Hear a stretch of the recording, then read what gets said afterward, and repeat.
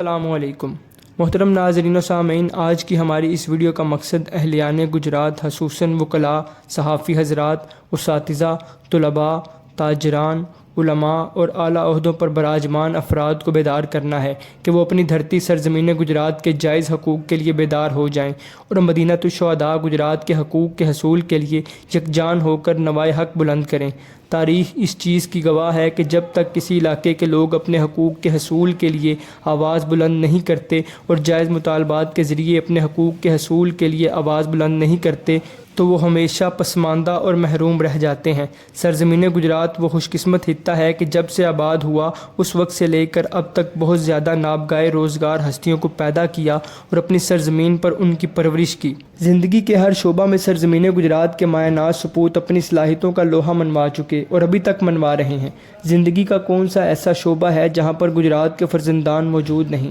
لیکن مقام افسوس ہے کہ اس تہذیب و تمدن کے روشن آفتاب گجرات کو اس کے حقوق سے ہمیشہ محروم رکھا گیا ہے۔